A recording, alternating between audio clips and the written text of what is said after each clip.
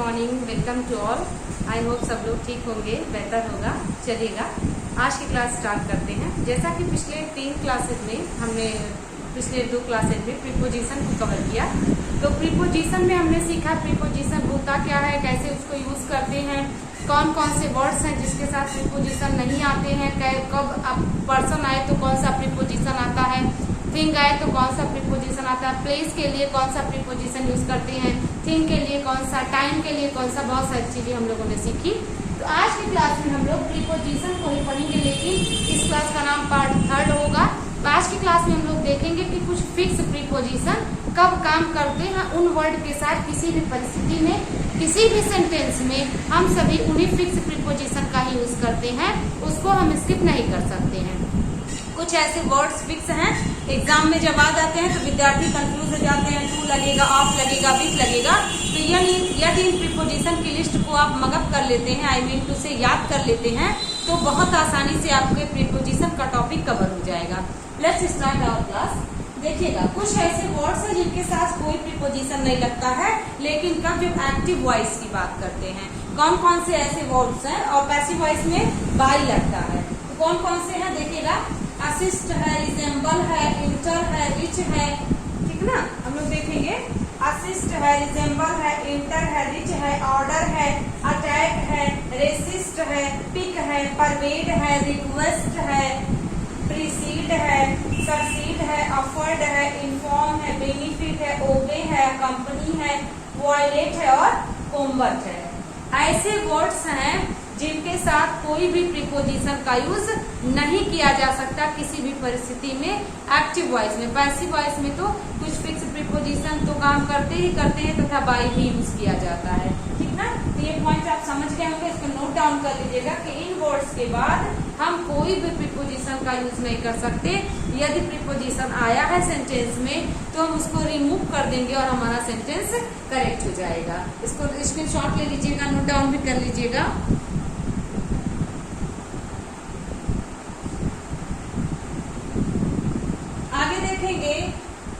कुछ ऐसे वर्ड्स हैं जिनके साथ कुछ फिक्स प्रीपोजिशन कुछ फिक्स कंडीशन के साथ अप्लाई होते हैं। देखिए, अबाइड है, अबाइड के साथ बाई लगेगा, अबाउंड के साथ इन लगेगा या विथ लग सकता है, अबाउंड के साथ या इन या विथ, दोनों में से कोई एक। अबस्टेन, अबस्टेन के साथ हमेशा फ्रॉम लगता है। अबस्टेन मतलब होता है किसी चीज से बचना, वाइन वगैरह के सेंस में फ्रॉम का यूज हो जाएगा। अकाउंटेबल के साथ यदि पर्सन आता है तो टू का यूज होगा। यदि थिंग आता है या मनी आता है, किसी ऐसे अकाउंटेबल की बात हो रही है, तो उसके संदर्भ में हम लोग फॉर का यूज करेंगे। अबाइड के साथ बाई का, अबाउट के साथ इन और विथ का, अबस्टेन के साथ फ्रॉम का, अकाउंटेबल के साथ टू का, पर्सन आए तो अकाउंटेबल के साथ यदि मनी की बात होती है तो फॉर का यूज करेंगे। तो आई होप आपको याद हो गया होगा।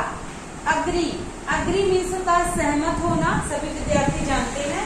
तो यदि किसी प्रपोजल से सहमत होने की बात हो, जैसे आई एम अग्री, तुम्हारे शर्त से, तुम्हारे प्रपोजल से सहमत हो, तो हम लोग टू यूज करेंगे। क्या है? टू का use. Proposal, I am agree to your proposal, लेकिन मैं तुमसे सहमत हूँ, I am agree with you. Person हो तो विथ का प्रयोग, प्रपोजल हो तो टू का प्रयोग। आई होप आपको भी याद हो गया होगा, समझ गए होंगे। I am agreed to your proposal, I am agreed to your condition, I am agreed to your project। इस तरीके से अगर हो तो हम सभी टू का यूज करेंगे। लेकिन यदि पर्सन की बात हो, मैं तुमसे सहमत हूँ, मैं तुमसे सहमत नहीं हूँ, I am not agree with you, I am agree with you, ठीक है। इस तरीके से जब पर्सन हो तो विथ का और प्रपोजल हो तो टू का यूज करते हैं। आगे बढ़ते हैं। एग्री के साथ ऑन का भी यूज होता है, लेकिन कब? जब मैटर या टर्म्स की बात हो, जब टर्म्स या कंडीशन की बात हो, मैटर की बात हो, तो ऑन का प्रयोग भी होता है। अग्री के साथ 3 प्रीपोजिशन, टू का यूज प्रपोजल के साथ, टू का यूज प्रपोजल के साथ, फॉर विथ का यूज पर्सन के साथ, ऑन का यूज मैटर या टर्म्स के साथ करते हैं। तो उसको बहुत अच्छे से समझना होगा।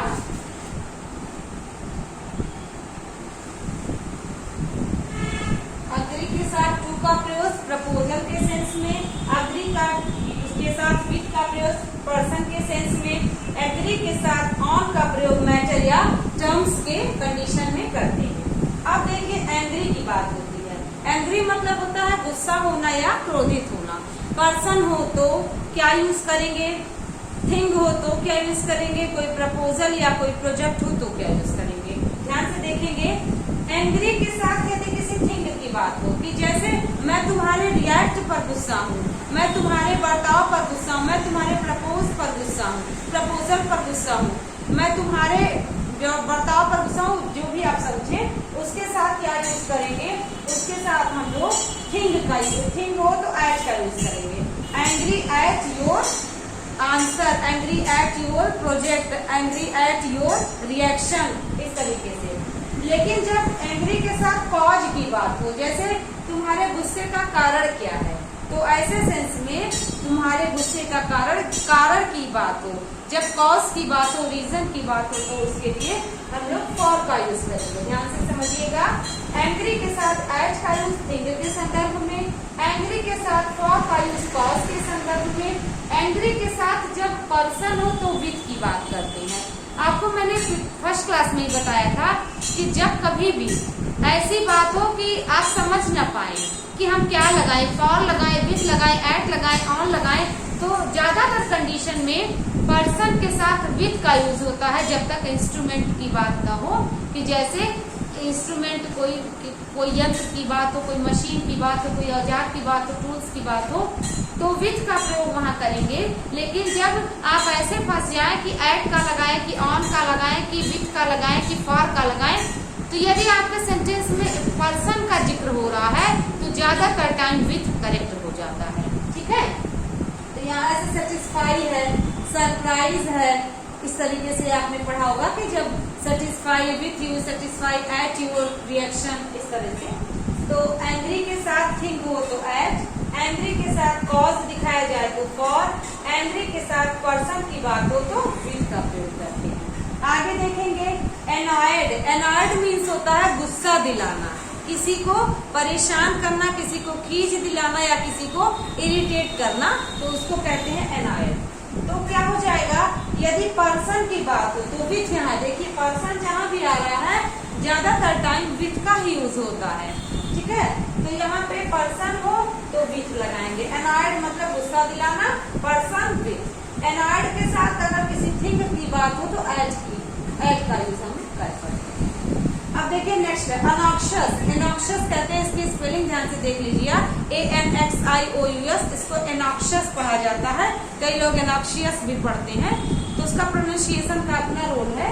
तो समझेंगे कि एनॉक्शियस मीन्स होता है चिंतित होना। ठीक है ना, तो जब एनॉक्शियस के साथ किसी रिजल्ट की बात हो तो हम लोग अबाउट की बात करेंगे, अबाउट यूज करेंगे। मैं तुम्हारे रिजल्ट के बारे में चिंतित हूँ, मैं तुम्हारे आंसर के बारे में चिंतित हूँ, मैं तुम्हारे कुछ भी रिजल्ट की बात हो तो चिंतित हूँ, तो हो जाएगा अनॉक्शियस अबाउट योर रिजल्ट। लेकिन जब अनॉक्शियस के साथ रिजल्ट की बात ना हो तो हम सब क्या यूज करते हैं, सेफ्टी या हेल्थ की बात हो तो अनॉक्शियस के साथ फॉर का यूज किया जाता है। ठीक है ना, तो इसको ध्यान से समझेंगे। अनॉक्शियस के साथ यदि सेफ्टी या हेल्थ की बात हो तो फॉर का यूज करेंगे, लेकिन यदि अनॉक्शियस के साथ रिजल्ट की बात हो तो अबाउट का यूज करेंगे, ध्यान रखना है। नेक्स्ट सेंटेंस है अपोलोजाइज। अपोलोजाइज मीन्स होता है क्षमा मांगना। ठीक है ना, अपोलोजाइज मीन्स क्षमा मांगना। उसकी भी स्पेलिंग बहुत इंपॉर्टेंट है, APOLOGIZE होता है अपोलोजाइज की स्पेलिंग, देखिएगा GIZE होता है। और एग्जाम में GISE, ZIGE, GISE, कुछ भी अगर ऑप्शन में दे दे तो APOLOGIZE का यूज करना है, यही करेक्ट स्पेलिंग होता है। ठीक है, तो अपोलोजाइज मीन्स होता है क्षमा मांगना, माफी मांगना। तो हो जाएगा अपोलोजाइज के साथ यदि किसी रूडनेस मतलब होता है किसी के साथ किया गया अभद्र व्यवहार, ये रूडनेस कहलाता है।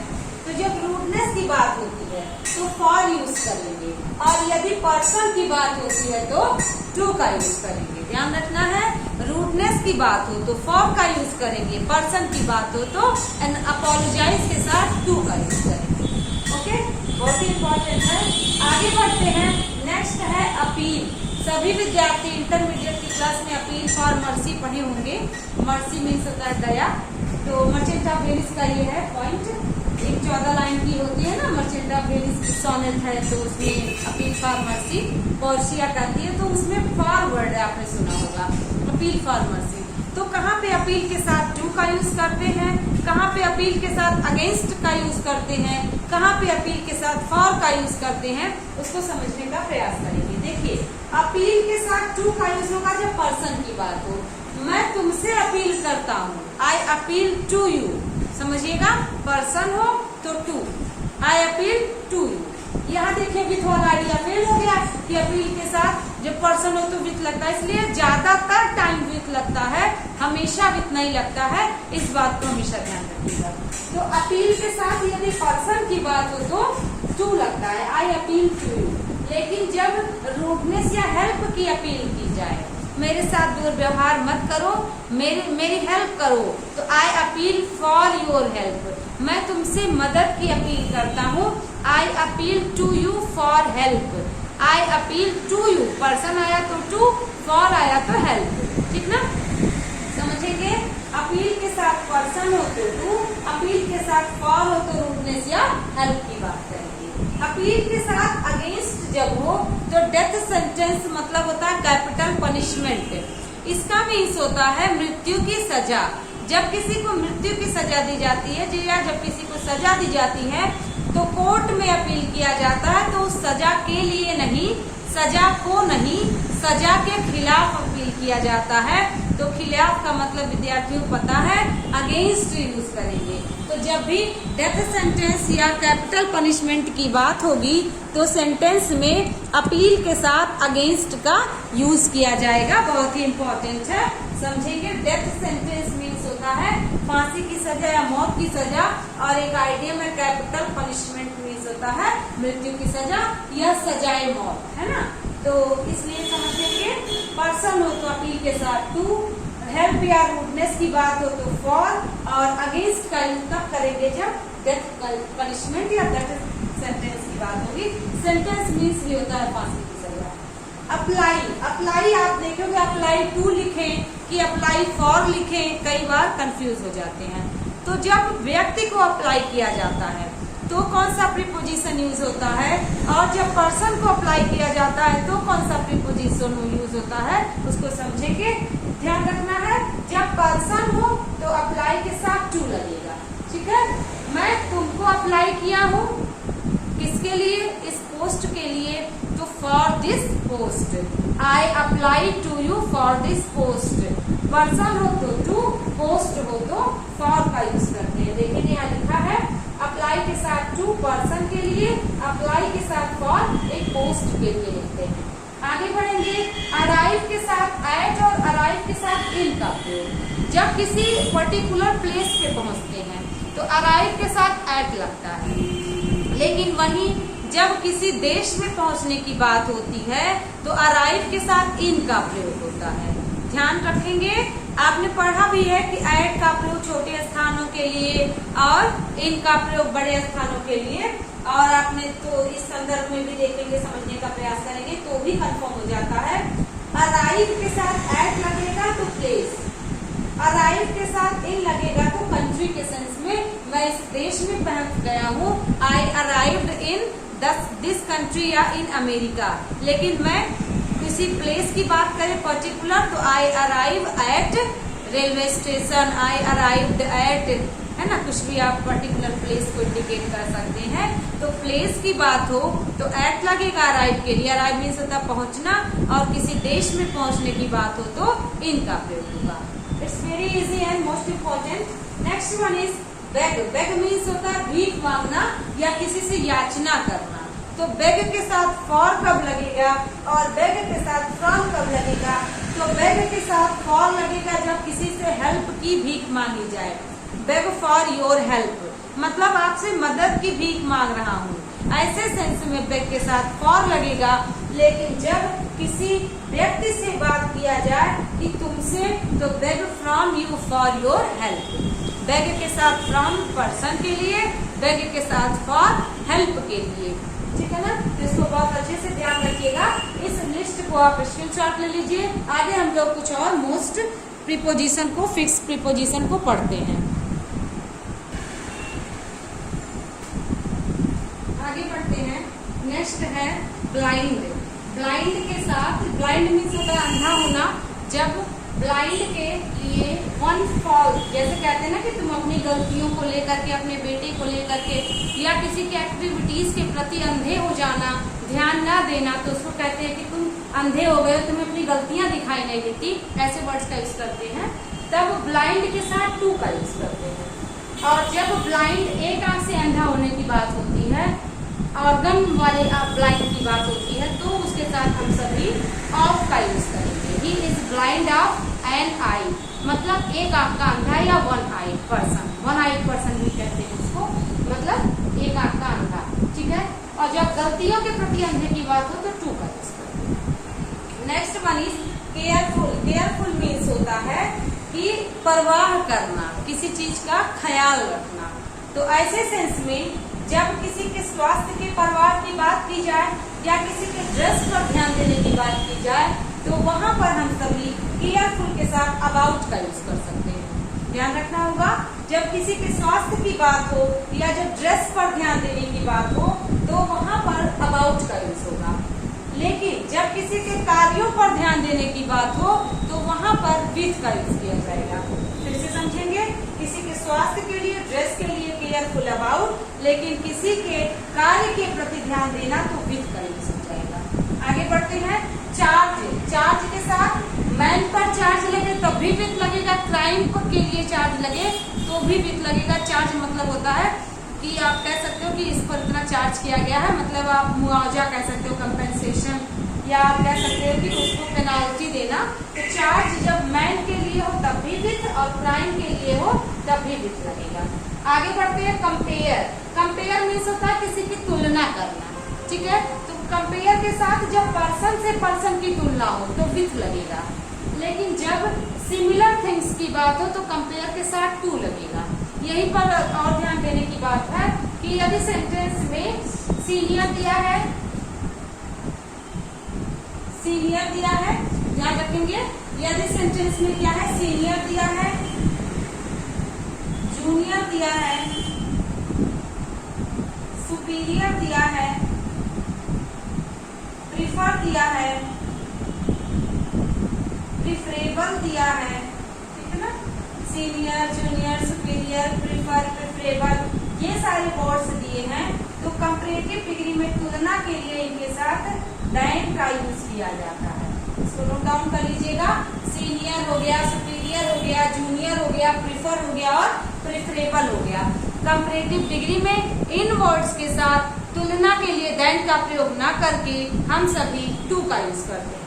तो कंपेयर के साथ किसी सिमिलर थिंग्स की बात हो तो टू का यूज होगा, कंपेयर वर्ड के साथ। लेकिन कंपैरेटिव डिग्री में कंपेयर के लिए ये वर्ड्स भी यूज होते हैं, तो इनके साथ टू लगेगा। और जब टू आएगा तो इसके साथ ऑब्जेक्टिव केस के प्रोनाउन आएंगे, लेकिन देन होता तो सब्जेक्टिव केस के प्रोनाउन आते। कंपेयर के साथ पर्सन से हो तो विथ, और यदि किसी थिंग से हो तो हम लोग टू का यूज करेंगे। आगे देखेंगे कंप्लेन। कंप्लेन मीन्स होता है शिकायत दर्ज करना, शिकायत करना। तो कंप्लेन के साथ यदि पर्सन की बात हो तो अगेंस्ट लगेगा। किसी पर्सन के खिलाफ कंप्लेन करना तो अगेंस्ट लिखेंगे, लेकिन यदि पर्सन को कंप्लेन करना, आप किसी के खिलाफ किसी को कंप्लेन करेंगे तो जिसके खिलाफ करेंगे उसके लिए अगेंस्ट यूज होगा, और जिसको करेंगे उसके लिए टू का यूज होगा। तो complain to you against Ravi, complain against Ravi, Ravi के खिलाफ, लेकिन किसको, उसके फादर को, तो टू हिज फादर, ठीक है ना। I complained against Ravi to his father. Complain to person, complain against भी पर्सन, लेकिन खिलाफ की बात हो तो अगेंस्ट, और को की बात हो तो टू का यूज करेंगे। नेक्स्ट वन इज ग्रेटफुल, मतलब होता है एहसानमंद होना किसी चीज का, आप कृतज्ञ होना कहते हैं ना। एक ग्रेटफुल होता है और एक होता है अनग्रेटफुल। ग्रेटफुल मतलब होता है एहसानमंद होना, किसी का कृतज्ञ होना, और एक होता कृतज्ञ। हिंदी में समीक्षा अधिकारी में आता कृतज्ञ मतलब एहसान फरामोशी, जिसको हिंदी में कहते हैं, इंग्लिश में अनग्रेटफुल कहते हैं। तो ग्रेटफुल टू अ पर्सन, लेकिन जिस चीज के लिए एहसान एहसान मंद हो उसके साथ फॉर का यूज करते हैं। जैसे मैं तुम्हारा एहसान मंद हूँ, I am grateful to you, लेकिन तुम्हारे व्यवहार के लिए, तुम्हारी हेल्प के लिए तो for your help, I am grateful for your help, I am grateful to you. आप समझ रहे होंगे, पर्सन की बात हो तो टू, हेल्प की बात हो या किसी थिंग की बात हो तो ग्रेटफुल के साथ फॉर का यूज करेंगे। आगे बढ़ते हैं, नेक्स्ट है डिफर। डिफर मीन्स होता है भिन्न होना, अलग होना। डिफर से ही डिफरेंस और डिफरेंट बना है। तो डिफर में पर्सन की बात हो तो क्या करेंगे, विथ का यूज, सब्जेक्ट की बात हो तो फ्रॉम का यूज कर देंगे, यानी थिंग की बात हो तो फ्रॉम का यूज कर देंगे। डाई पढ़ा है आपने, डाई मीन्स होता है मरना, लेकिन मरना कई परिस्थितियों में मरना होता है। बीमारी से मरना, एक्सीडेंटल मरना, युद्ध में मरना, तनाव में मरना, अधिक ढेर सारा काम करते हुए मर जाना, बहुत ज्यादा खा करके भी मर जाना। ऐसे सेंस में जब भी हम डाई, अलग अलग प्रकार से डाई होता है, मतलब अलग अलग प्रकार से मृत्यु होती है, तो जिस कारण से मृत्यु होगी उस कारण को ध्यान में रखते हुए डाई के साथ उस प्रीपोजिशन का यूज करेंगे। ज्यादातर तो विद्यार्थी यही पढ़े होते हैं, डाई के साथ अगर बीमारी से मर जाए कोई तो ऑफ लगा दो, और रीजन से मर जाए तो फ्रॉम लगा दो। लेकिन नहीं, डाई के साथ अलग अलग परिस्थितियों से किसी की मृत्यु होती है, तो उन परिस्थितियों के ध्यान में रखते हुए अलग अलग प्रकार के प्रीपोजिशन यूज किए जाते हैं। कौन कौन से प्रीपोजिशन यूज होंगे, यदि किसी की मृत्यु किसी रोग से हो जाए तो डाई ऑफ हो जाएगा, die of malaria, die of cancer, die of cholera. Die के साथ रोग व्यक्त हो तो ऑफ लगेगा। लेकिन यदि कोई बहुत ज्यादा खा के मर जाता है या किसी और कारण से मर जाता है, घायल होकर मर जाता है, या ओवरवर्क यानी बहुत ज्यादा काम करते करते मर जाता है। बहुत आपने देखा होगा कि बहुत से गरीब होते हैं जो कि बहुत ज्यादा काम उनसे करवा लिया जाता है और उनकी मृत्यु हो जाती है, उनका शरीर साथ नहीं देता। बहुत कई बार होता है, अत्याचार होता है जिसके लिए लोग मर जाते हैं। तो ओवरवर्क मतलब बहुत ज्यादा काम करके किसी की मृत्यु हो जाए तो ऐसे में फ्रॉम का यूज करेंगे, या किसी और रीजन से हो जाए तो फ्रॉम का यूज करेंगे। वाउंड मीन्स होता है घायल, इंजर्ड, तो भी हम लोग फ्रॉम का यूज करेंगे। अगर ओवर ईट हो, ओवर ईटिंग, तो भी हम सभी क्या कर देंगे, डाई के साथ फ्रॉम का यूज करेंगे। आगे बढ़ते हैं, यदि हिंसा में किसी की मृत्यु हो जाए, वायलेंस, वायलेंस मीन्स होता है हिंसा। वायलेंस की स्पेलिंग ध्यान रखिएगा, VIOLENCE, बहुत बार एग्जाम में आया हुआ है, तो स्पेलिंग का भी आपको क्लास मिलेगा, लेकिन ऐसे ही साथ साथ में पढ़ते रहिए ताकि बर्डन ना पड़े। तो डाई के साथ यदि कोई हिंसा में मर जाता है, कई बार हिंसा होती है आपने देखा होगा, तो वायलेंस में किसी की मृत्यु होती है तो डाई के बाद बाई लग जाएगा। अगर वह किसी भीड़ के द्वारा मोबोक्रेसी हो गई है ना, मॉब लिंचिंग वर्ड आपने सुना होगा, भीड़ के द्वारा किसी की हत्या हो जाना, तो ऐसे सेंस में क्या करेंगे, हिंसा ही तो माना जाएगा। तो हिंसा माना जाएगा तो हो जाएगा he died by violence. Violence हो तो बाई का यूज करेंगे। आगे बढ़ते हैं, वंस कंट्री मतलब किसी देश के लिए मर जाए, कोई देश के लिए मर जाना तो हो जाएगा डाई के साथ फॉर यूज होगा। जैसे he died for his country, मतलब अपने देश के लिए मर गया, कुर्बान हो गया। बहुत अच्छा है, इम्पोर्टेंट है। आगे बढ़ते हैं, बहुत बार मृत्यु हो जाती है लेकिन युद्ध में, तो युद्ध में जब मृत्यु हो किसी की तो बैटल होता है, और बैटल के लिए इन का यूज हो जाता है। जैसे वह युद्ध में मारा गया, ही डाइड इन बैटल, तो डाइड इन बैटल मतलब युद्ध में मरा, या वॉर मतलब युद्ध में मरा तो भी कह सकते हैं। तो हम सभी क्या करेंगे, डाई के साथ यदि हिंसा में मृत्यु हो तो फॉर लगा देंगे, डाई के साथ बाई लगा देंगे, डाई के साथ यदि देश के लिए मर जाए तो फॉर लगा देंगे, डाई के साथ यदि युद्ध में मरे तो इन लगा देंगे, रोग से मरे तो ऑफ लगा देंगे, अदर रीजन से, ओवर वर्क से, बाउंड से, ओवर ईटिंग से मरे कोई किसी की मृत्यु हो तो डाई के साथ हम सभी फ्रॉम लगाते हैं। डाई वाला क्वेश्चन बहुत बार एग्जाम में आता है, विद्यार्थी कंफ्यूज हो जाते हैं। आगे है नेग्लेक्ट, डाई के साथ थ्रो कब लगेगा, जब कोई व्यक्ति नेग्लेक्ट कर दिया जाता है। नेग्लेक्ट मीन्स होता है इग्नोर, मीन्स क्या, नजरअंदाज करना। यदि कोई व्यक्ति नजरअंदाज कर दिया जाए, इग्नोर कर दिया जाए और उसकी मृत्यु हो जाए तो डाई के साथ हम सभी थ्रो का यूज कर सकते हैं। वेरी इंपॉर्टेंट, डाई के साथ डिजीज की बात हो तो ऑफ, डाई के साथ ओवरवर्क मतलब कि अबाउंड या ओवर ईटिंग की बात हो तो फ्रॉम, वायलेंस में किसी की मृत्यु हो तो बाय, अगर किसी कोई अपने देश के लिए मरता है तो फॉर, बैटलफील्ड में मरता है तो इन, और नेग्लेक्ट कर दिया जाए और उसकी मृत्यु हो जाए तो ऐसे सेंस में हम सभी थ्रो का यूज करते हैं। आगे देखेंगे डिवाइड। डिवाइड मीन्स क्या होता है, किसी चीज को बांट देना। तो कहते हैं ना कि डिवाइड कर दो, तो 2 भागों में डिवाइड करेंगे, 4 भागों में डिवाइड करेंगे। तो जब भी सेंटेंस में हम सभी ध्यान देंगे, जब डिवाइड 2 भागों में होता है तो वहां पर हम सभी ऑफ का यूज करते हैं। हम सभी वहां पर डिवाइड में हाफ भागों में, अगर हाफ पार्ट्स में डिवाइड हो, आधे आधे में, तो इनका प्रयोग होगा। लेकिन यदि 4 भाग में डिवाइड हो तो वहीं पर डिवाइड के साथ हम सभी इनटू का यूज कर देंगे। आधा डिवाइड हो यानी 2 भागों में तो इन का यूज करेंगे, 4 पार्ट्स में डिवाइड हो तो इनटू का यूज करेंगे। बहुत इंपॉर्टेंट है, ध्यान रखिएगा। अगला है फैमिलियर। फैमिलियर मीन्स होता है परिचित होना, किसी को जानना। तो मैं तुमसे परिचित हूँ, तुम्हारे परिवार से परिचित हूँ, तुम्हारे मित्र से परिचित हूँ, तुम्हारे व्यवहार से परिचित हूँ। कई बार आप कहते हैं ना कि मैं तुमसे अच्छे से वाकिफ हूँ, तो वाकिफ हूँ के सेंस में, या कई बार लैंग्वेज से परिचित हूँ, आप कहते हो मैं इस लैंग्वेज से परिचित हूँ, इस लैंग्वेज को अच्छे से जान सकता हूँ, समझ सकता हूँ। तो जब किसी व्यक्ति से आप परिचय दिखाने की बात करें तो उसके साथ ध्यान से समझना होगा टू का लगता है।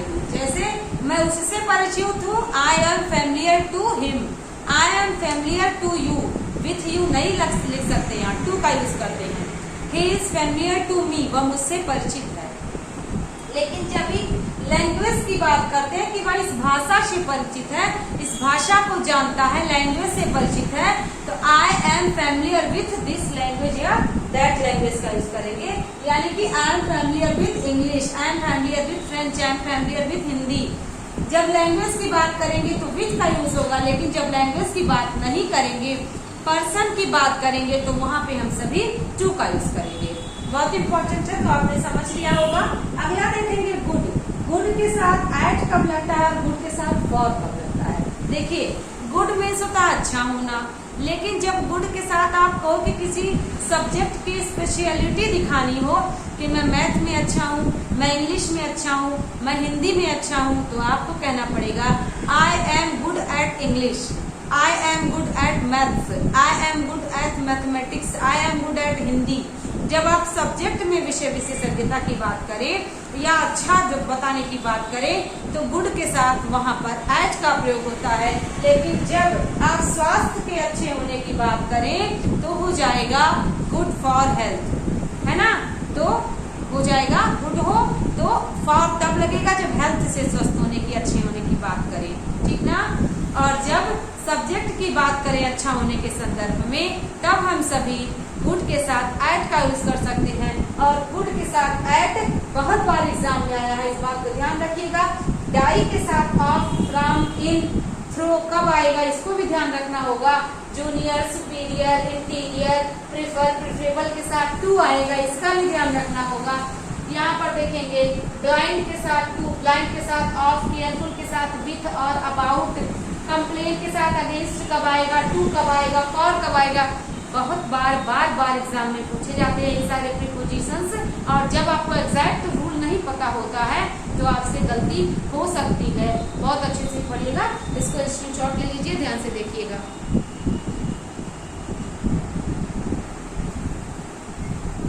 आगे चलते हैं, कुछ और प्रीपोजिशन है जो फिक्स रूप से यूज होते हैं, फिक्स्ड होते हैं। देखिए इंटरेस्ट, इंटरेस्ट के साथ इन आपने पढ़ा है, लेकिन कब, जब सब्जेक्ट की बात हो। लेकिन जब इंटरेस्ट के साथ कोई पर्सन की बात हो तो यहाँ पर विथ का यूज करते हैं। देखेंगे जैसे मुझे मैथ में इंटरेस्ट नहीं है, I am not interested in mathematics, I am not interested in Hindi, I am not interested in English, ऐसे यूज करेंगे। लेकिन जब व्यक्ति की बात हो, मतलब किसी व्यक्ति में इंटरेस्ट नहीं है, तो I am not interested with you, मतलब किसी व्यक्ति में इंटरेस्ट ना होना, किसी व्यक्ति के साथ दोस्ती ना निभाना, ऐसे सेंस में आप कहते हैं मुझे तुम में इंटरेस्ट नहीं है, तो हो जाएगा I am not interested with you, यहाँ पर इन यू का यूज गलत हो जाएगा। तो इंटरेस्ट के साथ इन सब्जेक्ट के सेंस में, पर्सन हो तो विथ का यूज करेंगे। आगे है revenge on, upon, revenge for. Revenge और अवेंज में कई बार लोग कहते हैं क्या अंतर है। रिवेंज बदला लेना होता है, अवेंज मीन्स भी बदला होता है। लेकिन जब व्यक्ति अपना बदला खुद ले तो अवेंज लगता है, लेकिन अपना बदला खुद ना लेकर के कोई और उसका बदला ले, वहां पर रिवेंज का यूज होता है। जैसे मैं अपने के साथ किए गए दुर्व्यवहार का बदला लूं तो अवेंज, लेकिन मेरी दोस्त अगर करे तो वहां पर रिवेंज का यूज किया जाएगा। आई होप आप समझ गए होंगे। तो रिवेंज और अवेंज में यही अंतर है, दोनों का मतलब होता है बदला लेना, लेकिन जब उसके यूज की बात हो तो उसको अलग से यूज करेंगे। जब पर्सन से बदला लेने की बात हो तो ऑन और अपॉन का यूज करेंगे। I want to revenge on you, upon you, इस तरह से लगेगा। लेकिन किसके लिए, किसी पर्सन की बात हो तो, लेकिन जिस चीज के लिए बदला लेना, अपने अपमान के लिए, अपने साथ किए गए दुर्व्यवहार के लिए, या किसी मर्डर की बात हो, बहुत सारे सेंस में बदला लेने का आता है, तो वहां पर हम सभी फॉर का यूज करेंगे। आई होप बेटर होगा, समझ रहे होंगे। अगला है सॉरी फॉर, सॉरी अबाउट। ज्यादातर आपने सॉरी फॉर सुना होगा, सॉरी फॉर दैट स्टाइल में लोग बोलते हैं ना, सॉरी फॉर दैट। सॉरी के साथ फॉर तब यूज करेंगे जब किसी पर्सन या गलती की बात हो, लेकिन सॉरी के साथ वहीं किसी चीज की माफी मांगी जाए तो वहां पर सॉरी के साथ अबाउट का यूज करेंगे, ठीक है ना। किसी व्यक्ति से माफी मांगने की बात हो तो हम सभी सॉरी के साथ फॉर यूज करेंगे। अपने गलतियों की क्षमा मांगने की बात हो तो सॉरी के साथ फॉर यूज करेंगे। लेकिन यदि जिस चीज के लिए, किसी चीज के लिए माफी मांगना हो, नुकसान के लिए, तो सॉरी अबाउट करेंगे। अगला है यूजफुल टू, यूजफुल फॉर। कई बार यूजफुल फॉर ही ज्यादातर यूज होता है, विद्यार्थी जानते हैं। लेकिन एग्जाम में अगर एक ऑप्शन में टू दे दे, एक ऑप्शन में फॉर दे दे, एक ऑप्शन में विथ दे दे, एक ऑप्शन में अगेंस्ट दे दे, तो you will get confused. But why? देखिए, यूजफुल के साथ फॉर तब लगेगा जब किसी पर्पस की बात हो, मतलब किसी उद्देश्य के लिए ये उपयोगी हो तो पर्पस हो, फॉर लगेगा। लेकिन किसी व्यक्ति के लिए अगर कोई चीज उपयोगी हो तो यूजफुल टू यू लगेगा। For your health, for your result, for your circumstances, बहुत सारा यूज कर सकते हैं। तो useful for your purpose, useful for your task, useful for your future, कुछ भी यूज करें हम यूजफुल फॉर। लेकिन व्यक्ति के साथ जब यूजफुल की बात करेंगे, तुम्हारे लिए यूजफुल होगा तो it will be beneficial, it will be useful to you. बहुत अच्छा है, इम्पोर्टेंट है। आगे बढ़ते हैं। राइट, राइट के साथ विथ का यूज करेंगे कब? राइट के साथ इन का यूज करेंगे कब? जब राइट के साथ हम सभी इंक से लिखने की बात करेंगे तो वहाँ इन यूज करेंगे।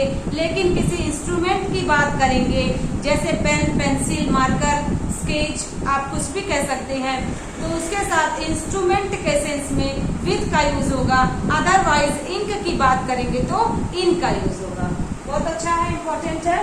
विक्टिम और विक्टिम, विक्टिम के साथ टू का यूज तब हो जाएगा जब किसी ग्रीड, ग्रीड मतलब होता है लालच की बात हो, या किसी एविल, एविल मीन्स होता है बुराई की बात हो, तो विक्टिम के साथ टू लगेगा।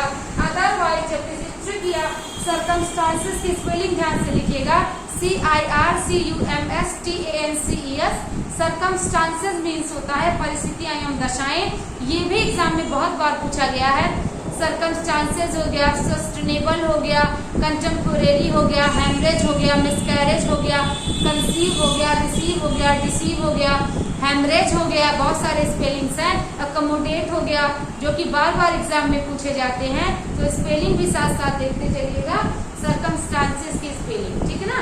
तो सर्कमस्टांसेस या ट्रिक की बात हो तो विक्टिम के साथ ऑफ का यूज होता है। तो आई होप आपको ये प्रीपोजिशन की क्लास रूल बाय रूल समझ में आई होगी, 1 by 1, first class, second class and third class. बहुत अच्छे से रूल्स को फॉलो करिएगा। फिक्स प्रीपोजिशन को रटना बहुत इंपॉर्टेंट है। अदरवाइज अगर आप अपना दिमाग लगाने लगेंगे कि नहीं इसको ये सुटेबल बैठ रहा है, ये नहीं, ये मीनिंग कंप्लीट कर रहा है, तो फिक्स प्रीपोजिशन के चांसेस में आप गलत हो सकते हैं और आपका 1 मार्क्स कट सकता है। इसलिए फिक्स प्रीपोजिशन को जरूर से याद कर लीजिएगा। तो आई होप आज की क्लास यही कंप्लीट होती है। नेक्स्ट क्लास में मिलते हैं एक अच्छे और नए टॉपिक के साथ। तब तक के लिए रिवीजन करिए। कोई भी क्वेरी हो अपने टॉपिक से रिलेटेड तो आप कमेंट बॉक्स में लिख सकते हैं। Thanks for watching.